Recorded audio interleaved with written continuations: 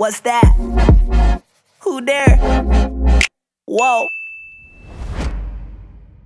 Was there a trigger from like Slide to Soch where you felt like you became ready? Like when you started at Slide, you didn't feel like you were ready to start your own thing, which a lot of people probably feel. But there's people out there who think they're ready to make the jump and they're looking for some kind of signal. Was Yeah. there any like transfer in your skill set, or what spurred you to start it? I am not one of those people, and I think there are some very talented people who are this way, who start with the idea that they want to build a company and then figure out what to build. It works very much in the opposite way for me. And so, when, all along, like I said, as a kid, I was kind of constantly struck with concepts and ideas, but I didn't know how to ask the right questions to kind of then get to, is this something, where do I start? And so what I learned, the skill I learned at Slide, from a lot of smart people was how to unpack some endpoint we want and how do you start and how do you then get signal along the way. And so once I had, under my belt, I think the product that I ran there had something like 50 million people who used it. And that teaches you a lot. You make a lot of mistakes going from 0 to 50 million. And once we had kind of gotten to that level, I felt like now everywhere I looked, I could see ideas, and then I could try to quickly unpack like what's the route to from 0 to 1 on that, and does that make any sense? Do I have any unique skills to do that? And so I think that's what it was. It was just sort of adding to your confidence and your skill set, and being able to see what are the various factors involved here. And spending my time at Google, it was an amazing experience and an incredible generational company, but it was also at the time a 175,000 person company, which meant there are pockets of time for you to daydream about what you want to do next. And as I started to think about things that moved me, we came to this, my co-founders also were at Slide, and then at Google, we came to this concept around, connectivity between people and how fundamental that is. And started to ask, I think, the right questions about how would one go about building something in here, and how do you start? And then that led us to starting the company. Yeah, something I'd love to get into, and we're definitely going to go through this with Future as well, but I'd love to get your take, when you were thinking about Soch, is the way entrepreneurs analyze the market opportunity, and like what core insight do they have about it that everyone's missing, right? And it gets them really excited to pursue it. And so for Soch, for people who don't know, kind of what were you after there, and what was that key insight or those couple key insights that made you so excited about it? Yeah, I think, so Soch in a nutshell, that company was effectively what it was is algorithmic recommendations for what you should do locally around you in your city. And what we were not doing was recommending places. That has kind of been done to death. What we did do is sort of map that the category of, quote, things to do might be a cool place to go, or a specifically incredible dish to eat somewhere, or a trail that's like unbelievable if you hike it, before sunrise. And that's like a mishmash of like events and places and things and dishes and, all sorts of stuff. And so we wanted to simplify this into just things to do and help people find those things. And I think the insight was, it's a historically hard problem. It actually still is a very difficult problem. But I happen to be that friend amongst people that I know, who people will call up or text or whatever and say, hey, I want to go on a first date, and I don't want to look like I'm trying too hard, but I want it to be incredible. And here's what I'm into. And here's like a bunch of constraints.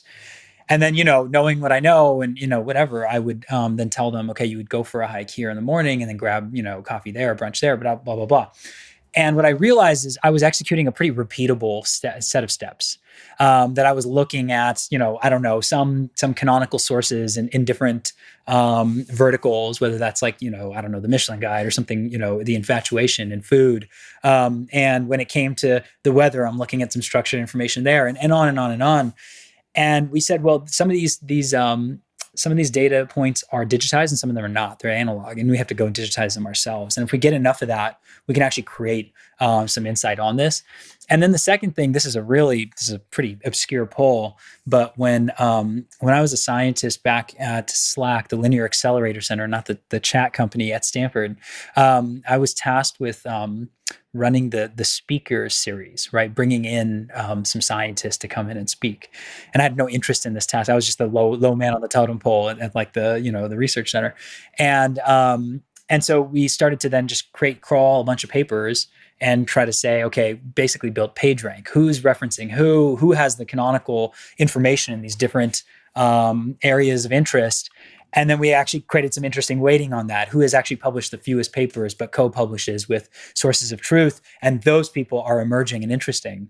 And anyway, you can see how then that started to cross over. When you think about the universe of things to do, there are a discrete number of verticals. There's, dinner and lunch and brunch, and, there's beer and wine and outdoor and fitness and on, family fun. But it's actually a pretty discrete number of categories.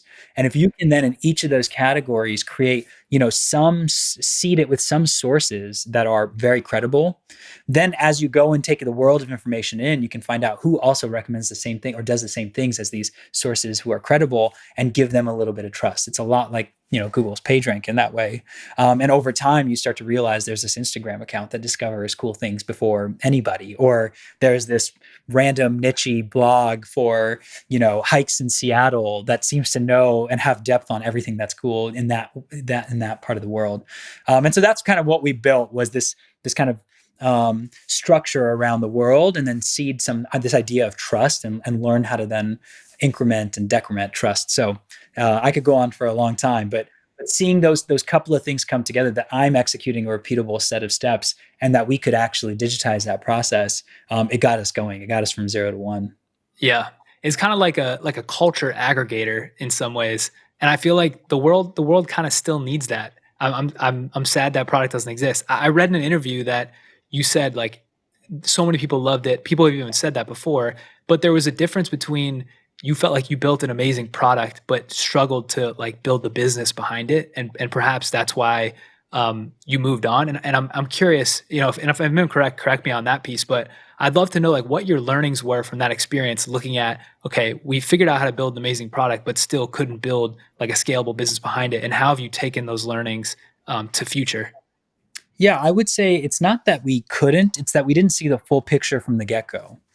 And if and this was, 2012 when we started that company. And I think that the times didn't demand of us. We had just sold a company to Google, and people were eager to give us money for a great product idea.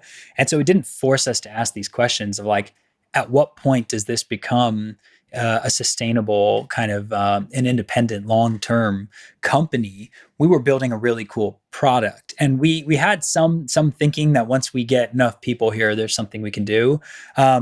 But I think fundamentally, a learning from that was try to see the whole field early on. You may not actually execute on every piece of it today, but if you have a sense for everything that needs to, or you think may need to end up happening, you might execute just a part of that playbook as you're going along a little differently. You might leave a few doors open or try some things earlier. And I think that's what it was, is we were really obsessed and delivered on building a world-class experience from a product standpoint.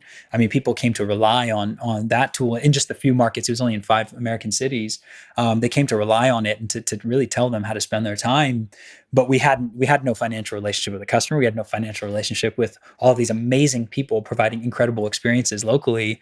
And as we built that up, actually, it did build up pretty quickly. But the nuances of how you would have wanted to build that, some of those threads had started years ago, and we had made different decisions along the way. So I think seeing the full picture early on, and then having the discipline to just go and execute on one piece of that while having some of that context in your head. If we ever talk about just how do I think about building startups, that rings very loud in my head now about how do you have that whole picture, but focus on one piece of it at a time.